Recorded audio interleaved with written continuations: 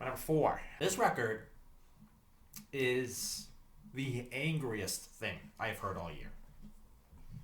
Like angry doesn't do it justice. This is a debut record by a band that I, again, kind of found just through like a reaction channel. I was like, oh, whoa, what is this? And I remember telling my brother about this earlier in the year, and I kind of had forgotten about it.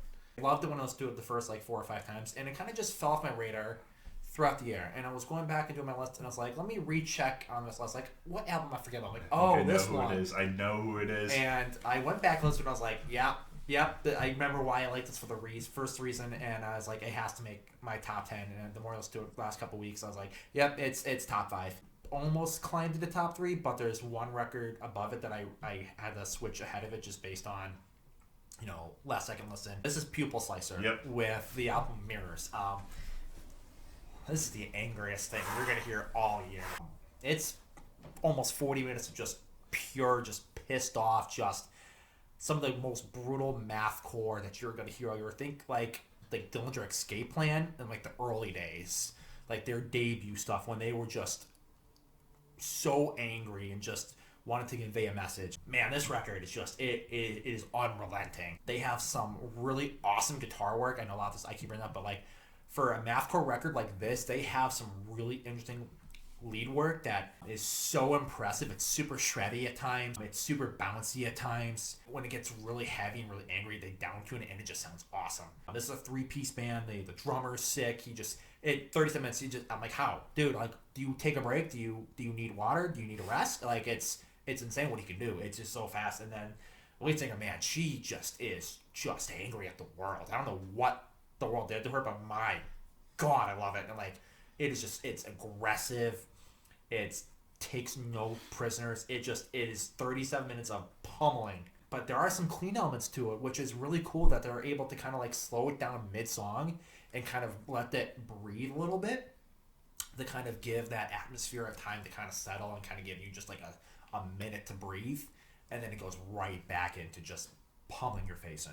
Surprise of the year. So excited to see what they can do. One of those records that kind of just sneak up on you like, wow, like why haven't I heard more about this band? Like, why are they just kind of bursting onto the scene out of nowhere? There was no fanfare behind them. They just kind of just dropped and just no one really talked about it, but it definitely deserves a lot more praise and a lot more recognition than it's getting. If you want just to be angry and just want to feel angry and just get it out of your system, like this is the record for you. If you like Dillinger Escape Plan, you like Converge, you like bands like that, this is going to be right up your alley. You like bands like Daughters, even so. Like, this is going to be a record that's very similar. It's abrasive, it's unsettling, but it is such a fun time. So, word-wise, I knew like some of the albums that are going to be on my brother's list, but we never talked about like where it's going to be where. So, for this whole entire time, I've been thinking, man, he hasn't talked about Pupil Slicer yet. I knew it was going to get there. This is a hell of an experience. You brought up Converge, you brought up Dillinger Escape Plan. Another one that I throw in there, it's not necessarily a one-to-one comparison, but when I heard it, I heard a little bit of Code Orange in there as well. Yeah, absolutely. Definitely a much heavier Code Orange. Right. It is intense, and I honestly did not know that the lead singer was a woman. Mm-hmm. So, that is also really impressive, too. It's, especially since Daughters has now been canceled. If you want to hear a little bit more about that, check out Lingua Nata. Yeah, love her stuff. I loved her record this year, which was fantastic. It was just outside my top 10. It's such a shame. It's a rough record. It's a rough record, and it's a shame that it comes to the at the expense of Daughters. Yeah. But this might fill that void that Daughters. That's definitely that's what I was going to say. This fills that void for you. It's super intense. Didn't necessarily make my like top 50, but it is something that like I really respected and want to see what else they can do, because man, is it friggin' intense. Number 4 for me. This was one that I kind of just checked out on a whim. I have heard this band a few times before, but like never really checked them out. But this album, when it released, basically had 100% on Metacritic, which was like really shocking to me. I listened to it and fell in love with it. This is Biffy Clyro with The Myth of the Happily Ever After. So this is a companion piece to their album from 2020, A Celebration of Endings. I have not checked that one out yet. Both of these albums were created in the same headspace during the pandemic, so a lot of what is on this album is a lot of existential questioning. It's very raw in terms of that existential questioning. The first real song, other than the intro song, A Hunger in Your Haunt, you get a lot of this, like, not pessimistic or optimistic, but just like the realization of like, this is what we have. The pre-chorus idea is we bring nothing in and we take nothing with us when we leave. And like, there's these lines, the jar is not half full, it's not half empty, it's just all like halfway fucked up on the floor. I love this song as well as like some other songs on this album. There's really interesting guitar work, not necessarily like anything over the top in terms of like lead guitar work, but like the use of like tension. There's this like line where you have like one note, and then like as it's going, like you have the rest of the like the scale going with it, and then you get to this point where the guitar is like a half note apart, which is makes for this like really interesting tension note. Witch's Cup is another one of these great songs where it's more about like the idea of cults and like how we can get brainwashed, but like there's also this existential part of it, like on the chorus where it's like, I just hope when we go that there's something deeper, a heaven above or a river below. I want to believe it all. He doesn't know if there's anything after this, but like hopefully that there is some. There's some beautiful song, Holy Water, about like the state of the world and like just making sure that we don't fuck it up anymore. Errors in the History of God, which is this kind of tongue-in-cheek song about believing that the human existence is kind of a mistake because of how we treat the world. And then you also get Unknown Male 1, which is this song about depression and suicidal thoughts and like the idea that this devil, even though like you can fight it all the time, it doesn't ever leave. And like it's more of, you need to keep fighting it every day and realizing it's there without ever succumbing to it. And it's like a really interesting song because there's that beautiful moment, but then there's like this second part of the song that feels like a completely different song that is more of like this call to action of like, you need to make sure that you're there for yourself. Like you end off with this song Existed about like, again, trying to be with everybody and just, you know, even though there's a lot of hard times, we got to be there for each other. Just a really beautiful album on the whole. For whatever reason, I have a very vivid memory of hearing a Biffy Clyro song on a old Madden. And I don't know why, but there's this. I have this really just strong memory of there being a song on Madden from this band from a while ago. He's been talking about this band for a while. He actually showed me something from their earlier work. I think it was a couple years ago. You haven't listened to. Yeah. I really liked it. They're definitely more on the rock side. It's obviously something I think would be right up my alley. Definitely plan on checking this out. I'm just going to need him to send me the link to the album again. Sure. Number 3. This record had a rise over the last few weeks. I was surprised it made it all the way up to 3, but after re-listening to it multiple times, my opinion on it when I first heard it has changed dramatically. Also, this is one of the bands over the last 2 years that I've discovered, maybe even 3 years, that have become quickly one of my favorite bands in all of metal. All metal. And that is Spirit Box with Eternal Blue. Oh, man, this is the last year and a half has been the year of Spirit Box, and specifically the year of Courtney LaPlante. She was in a band, I wrestled a bear once, and was really talented, really, some of their best work with them was when Courtney and her husband and wife were in the band, and they decided to branch off and create their own band called Spirit Box. They have been releasing singles for the last year and a half, 2 years, and every time they release a single, it's always been just a really big moment in metal. A lot of reactors have fallen in love with this band, and it's easy to see why. Mike is such a unique guitarist where he's not super shreddy, but the stuff he writes is so bouncy and so cool and so kind of progressive, but also staying within that metalcore sound. He's really talented at compositions and just making it sound really groovy, but also technical at the same time. And he's definitely one of the reasons why this band has gotten so big so quickly. But we all know why. It's Courtney LaPlante. She is probably right now the best female fronted singer in the entire metal scene. Her cleans are gorgeous. Her growls, they're not anything spectacular in terms of like what she can do with her voice, but they always suit the mood of the song, and it's always consistent and it's heavy. And Courtney has like the best growls just in terms of consistency. I mean, you know what you're gonna get, and they're awesome. This record really grew on me. I mean, the singles I have loved every single they released this year from over the last like lead up to this album, like Holy Roller, Secret Garden, Circle with Me, friggin' Hurt You. A lot of records kind of leaked early just because like their singles were such a big deal that people loved them. Constance, particularly, is a heavy song without being heavy.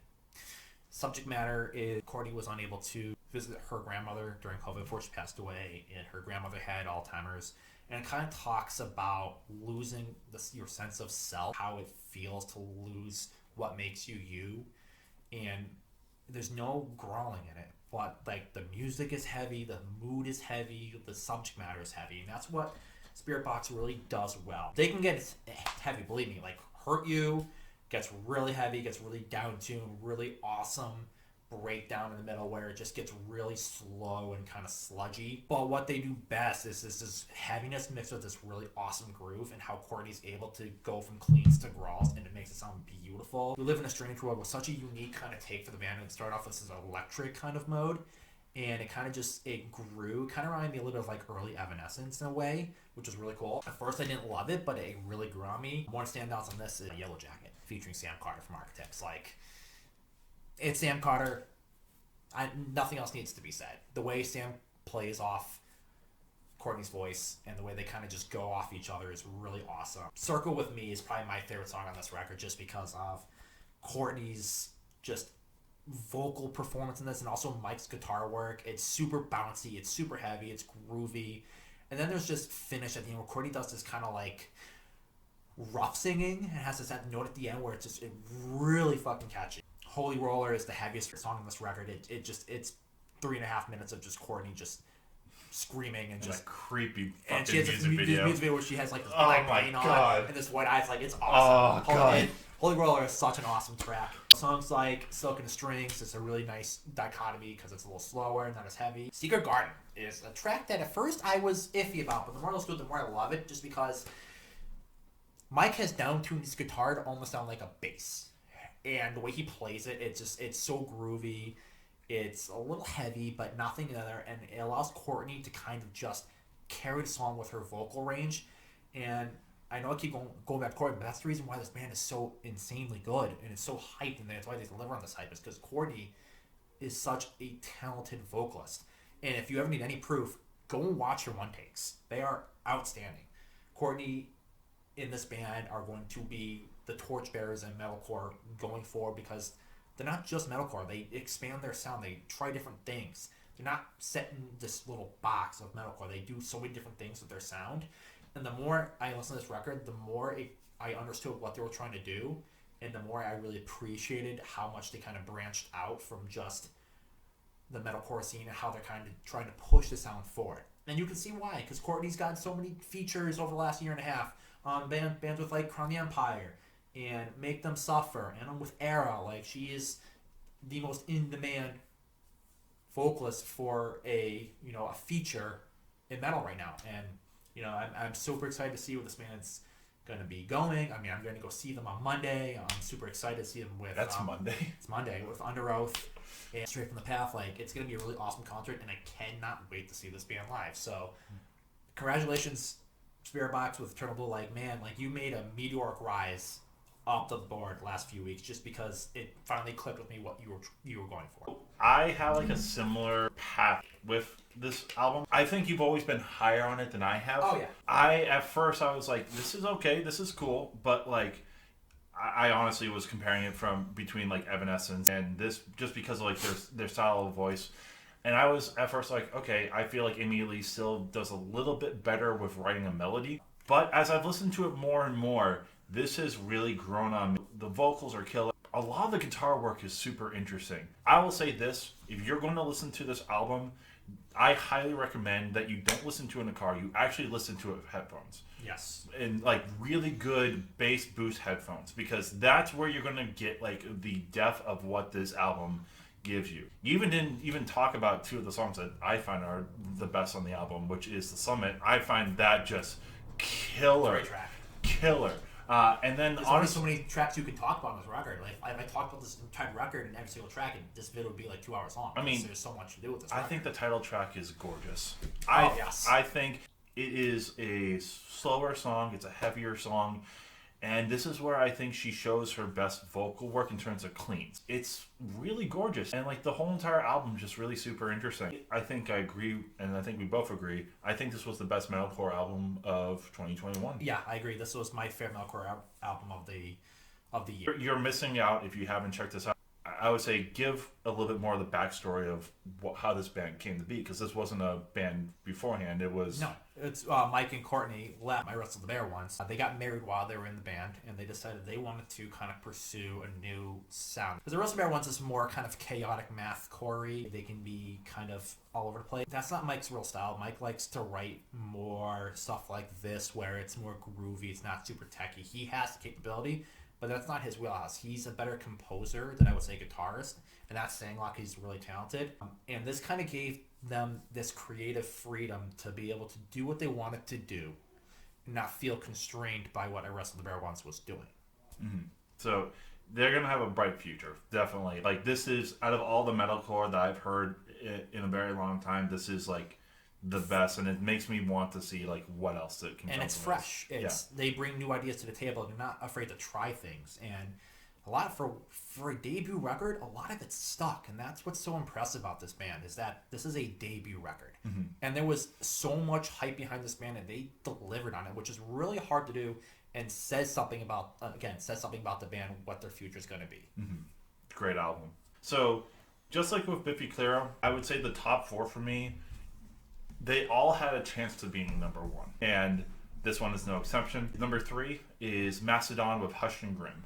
The last 2 albums have been really personal ones for the band. Emperor Sand dealing with the death of Bill's mom to cancer, and then one of the other members having cancer as well. Emperor Sand was great. Fantastic record. Such a personal record, and like just a lot of really great tracks. I didn't know what the double album was going to be like after this. This also stems from another tragedy where their manager in 2018 passed away to cancer. This is their response to this. It is some of the best work that they have done in years. It's an album that is almost an hour and a half long. It's a double album, so I can understand if that is something that kind of like makes you push back for a minute, because that's a lot of material. But make no mistake, almost every single track on that album is worth it. What I love is all 3 singers, bring something interesting and unique to each song. There's a lot of interplay between every one of them. Pain with an Anchor is a great way of starting off that album. Such energy, and then you get to the crux, which keeps that energy going. If anything, I would say some of the singles are some of the weaker songs, which makes this an amazing album. Like, Skeleton of Splendor is a slower track that is just beautiful. Tear Drinker has grown on me, as well as Pushing the Tides. But like some of the better stuff is at the end on the second album. Peace and Tranquility, great. Dagger is a very tense song. All this is talking about mortality, as with Emperor's Hand as well. But there's I think there's a lot more room on this album to bring out the emotions. The one that really hits to me is Eyes of Serpents. It has a really solid groove. It is a little bit more on the harder rock side at times, but the drum work keeps a solid beat. You get to that chorus of them talking about letting go and trying to move on. It's a really sobering song. And then the last song, Gigantium, is this kind of hopeful song, kind of boastful song. It's a little bit over the top, but it's that moment after all this time to mourn and breathe, that they're kind of we're getting to this point where now we can move on. These people are looking after each other because they really hate to see each other this way, and they just want the best for each other. I don't want them to continuously have to lose people in order to make great albums, but it's amazing to see over the last 2 albums what they can put to paper after such traumatic experiences. This is a long album. There are some stuff that is a little, not weak, but not as good as other songs, and that's why it's only number 3. I think with a couple more listens, it could have made number 1, but I also understand for people if this is an album that is just a little bit too long. But do yourself the favor and sit down and give this whole entire album a try because you're not going to find a bad song on this album. I have listened to this record. It is outstanding. I mean, I'm a big Mastodon fan. This just missed my top 10 just because I didn't have enough exposure with it. I didn't realize it had come out until very late in this process, and I was like, let me just give it a chance. And I mean, it is fantastic. I'll argue it's their second best work outside of Crack the Sky, which is still my personal favorite Mastodon record. It's right up there with Blood Mountain. It's right up there with Leviathan. It's outstanding, super emotional, super dense as well. It's a very dense record as well because it's long, and it's just Mastodon firing all cylinders and being what Mastodon is and being one of the best metal bands we've had come out over the last 20 plus years. Highly recommend as well. Listen to it. Duffy's going to be on repeat for me for years to come. It's an outstanding record.